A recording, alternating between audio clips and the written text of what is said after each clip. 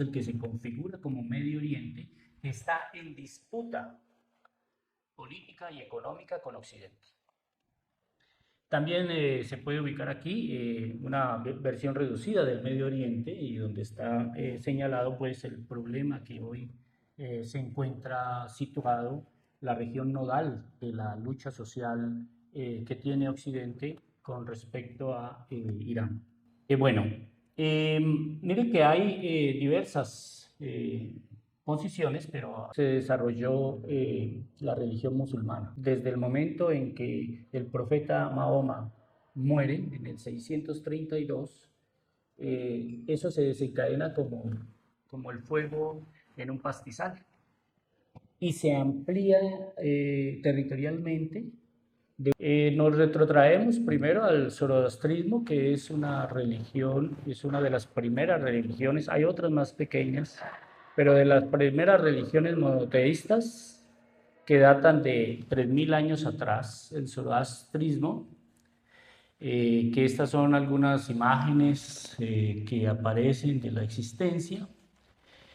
Observemos ahí las diferencias de las lenguas que se hablan en la zona, pues hay muchas más, solo las más importantes, los kurdos, los persas y los árabes.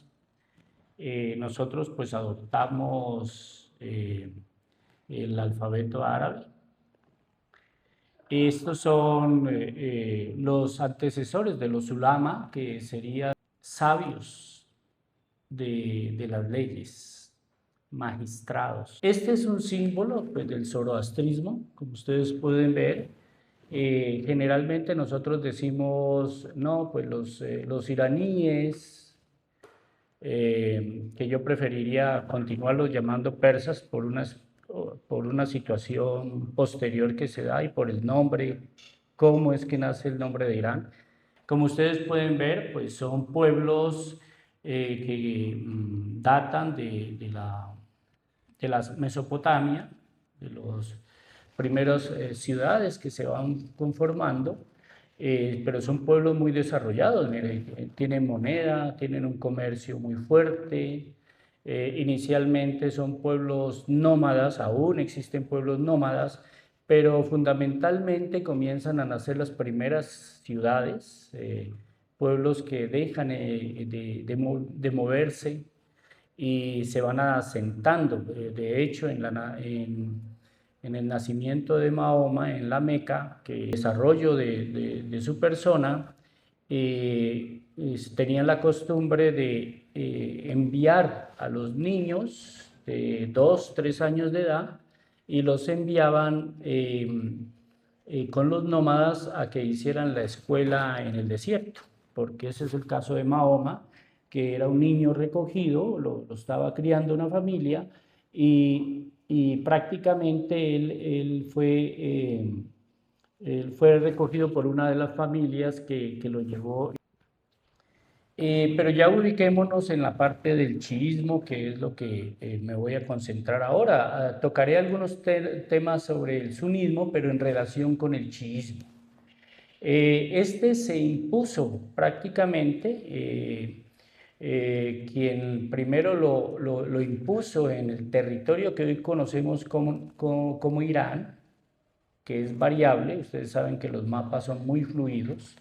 Entonces, pero más o menos nos ubicamos en Irán y es Ismael Zahawi quien impone el chiismo en esa región de Persia, que sería, digamos, el primer rey chiita que estaba luchando. Es muy importante que tengamos en cuenta, se confronta o se está confrontando con un imperio muy poderoso que es el Imperio Otomano, que son los turcos, Turquille, que es el nombre que actualmente adoptó Turquía, porque la palabra Turquía no existe en su lengua.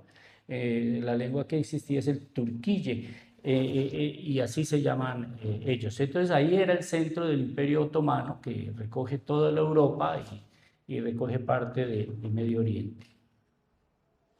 Aquí está la población musulmana chií, donde está ubicada. Ustedes pueden ver, en Irak se concentra la mayor cantidad de población chií. Son 70 millones.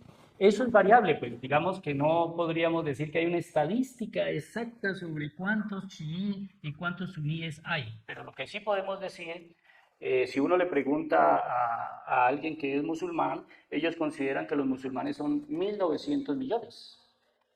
Las estadísticas occidentales giran en torno a 1.400 millones, y de esos 1.400 millones los chií serían el 20%, otros dicen que el 15%. Es decir, chiismo es minoritario con respecto a los sunitas, que serían el componente mayoritario, como lo que dirían acá, como el catolicismo, que predominante en apariencia con respecto a las demás variantes del cristianismo.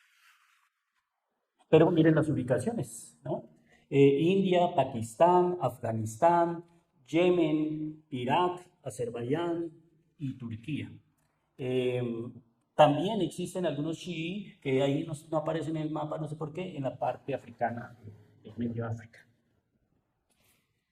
Bueno, los chiíes no, como nosotros también, hay que desentendernos de la idea de que los asuntos de las cuestiones religiosas acá, de la población, sean muy distintas de lo que ellos viven allá.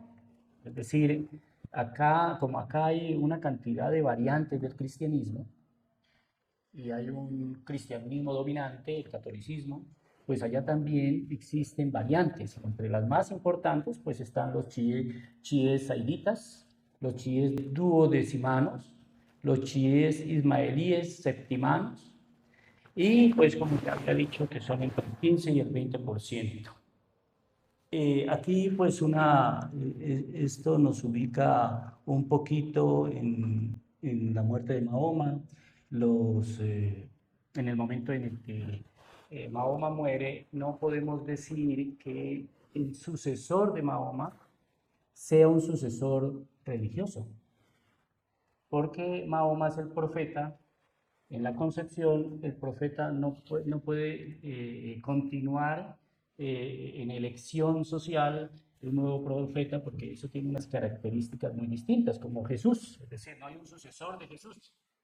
Estarían los 12 apóstoles, pero los 12 apóstoles ya son una cuestión política, que van a llevar y a diseminar la palabra de Jesús, pero ellos mismos no están en la misma condición de Jesús, que sería el primer profeta, que sí es aceptado y reconocido por los musulmanes, pero en la tradición cristiana, en el año 600 y antes, prácticamente se reconocía que era la posibilidad de que fuese a venir la venida de un nuevo profeta, y esa venida del nuevo profeta pues tiene unas ciertas condiciones que son incluso, llamémoslas así, místicas, mistéricas. Por ejemplo, solo un dato, resulta que cuando el niño está en el desierto, Mahoma está en el desierto, llegan dos hombres vestidos de blanco, lo atrapan, le hacen una operación del corazón, cuentan los dos niños, y el hermanito, un hermanito que es, digamos, hermano de crianza, y resulta que lo operan, le sacan el corazón, le quitan una cosita que tenía en el corazón, luego lo cosen nuevamente, y los niños salen corriendo a decirle eso a la mamá, es decir, y que ha ocurrido esto. Tanto es que quien estaba criando al niño corre donde la propia mamá y le dice, mira, ocurrió esto, yo mejor te voy a entregar el niño. Y la señora dice, no, pues déjamelo, porque verdaderamente lo que va a ocurrir es que este niño está para grandes cosas. Es decir, son señales y símbolos que escapan, digamos, a nuestra conciencia racional, que son los que determinan que sea profeta. Entonces, no hay una sucesión religiosa, pero sí hay una sucesión política. Es decir, cuando muere Mahoma, él es el profeta, y entonces ¿quién lo va a seguir? Pero desde el punto de vista del gobierno, no desde el punto de vista solo religioso. Y ahí entonces es que surgen los califatos. Entre los primeros cuatro que ustedes ven ahí, si ustedes ven, ahí estamos tomando de los chiíes, pero los primeros cuatro califas, que es un término en primer lugar político porque es un término de gobierno, ¿no? Los primeros cuatro califas son los que reconocen los suníes. Y después de los cuatro hasta Ali, Ali ibn Abu Talib, no reconocen más. ¿Ya? Porque serían, digamos, lo que se llaman los califas bien guiados, que serían los de la mayor fuerte tradición musulmana. Pero el cuarto fue Ali, y en donde se presenta el problema serio, y es que cuando muere Mahoma, Mahoma tiene una hija que se llama Fátima, y esta mujer es la más apreciada de Mahoma, de Muhammad, y resulta que la da en matrimonio a él. Y Ali es un hombre muy sabio, a pesar de que es muy joven, resulta que él viene la cuestión de quién debe continuar el gobierno, y entonces considera que el que debe continuar y que debe ser el primer califa es Ali. Y sin embargo, un consejo de sabios dice, no, el que debe continuar debe ser una persona que tenga mayor trayectoria, también sabiduría, porque uno de los elementos por lo menos la élite, llamémoslo así, musulmana, es la sabiduría, es muy importante. Y entonces no escogen a Ali, y los familiares de Mahatma quedan como dolidos. Y solamente allí, cuando crece y se hace más sabio, se vuelve el cuarto califa, que es aceptado por todos. Hasta ahí la religión musulmana está unificada. Pero si ustedes ven, eso no es una cuestión pacífica. Son asesinados, envenenados, decapitados. Es decir, hay una lucha, una guerra entre grupos políticos por el poder. Bueno, Ismael, que es saharaui, es el que pone el chiismo como religión en el imperio sasánide, ¿no? Y como ya lo había comentado, y esto, digamos, si ustedes ven ahí siempre acompañan a la persona que sería el califa, un grupo de personas que son consejeros, que también son muy sabios y que son, en los términos podríamos decir, una especie de magistrados que son legisladores, que son los que aplican, sobre todo no serían legisladores, sino los que aplican las leyes, ¿no? Porque ahí hay un tema que ahora lo voy a mencionar entre la diferencia entre el califa y el imán. Eh, Imanes son todos ellos, los que suceden a Ali, por ejemplo. Hassan Ali, Hussein ibn Ali, Ali Hussein, bueno, son 12. Pero para que nos entendamos de una vez, el chiismo, ellos son 12 imanes chiitas que parten del cuarto califa, que es Ali, el yerno de Mahoma, que a decir de los chiitas es el que debería continuar a Mahoma, el sucesor de Mahoma después de la muerte de Mahoma. Estudian el Corán para establecer ciertas leyes de organización de la sociedad. Y eso es muy importante tenerlo en cuenta. Además, como ocurre con Hezbollah, por ejemplo, Hezbollah es una resistencia chií, pero ellos, al mismo tiempo que hacen la resistencia, ellos van construyendo hospitales, ellos van construyendo organización militar, ellos van construyendo tribunales de justicia. Chiismo, ¿qué es chiismo? ¿Qué es la palabra chií? Significa tomar parte de.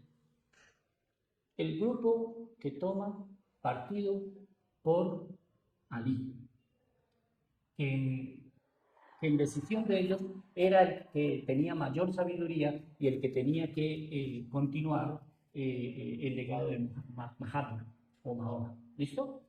Entonces eran los partisanos.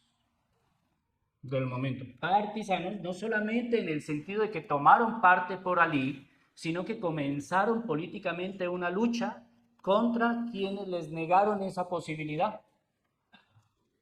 aunque hay posibilidades de su desarrollo eh, eh, eh, como gobierno. Bueno, la palabra suní, para tener una claridad, pues seguramente ustedes ya tienen, sin embargo, es comunidad, es decir, es como los hábitos, las costumbres, la base propia de una comunidad. Entonces, cuando ellos eligen los califas, no quiere decir que con Mahoma se desarrolla ese mecanismo, sino que ya hay una tradición antes de Mahoma en las cuales la gente se reunía y convocaba a decidir sobre sus liderazgos, llamémoslos así, y entonces eso se fundamentan en esas tradiciones y ven en ciertas cualidades, ciertas capacidades que tienen algunas personas que sobresalen de la comunidad y son elegidas para que los guíen, ¿no? Para que lideren a la comunidad. Según Mahoma decía que se iban a encontrar 73 sectas, de las cuales solo una unificadora. Y con el establecimiento de los asentamientos, la necesidad de unificar las religiones, es decir, el monoteísmo.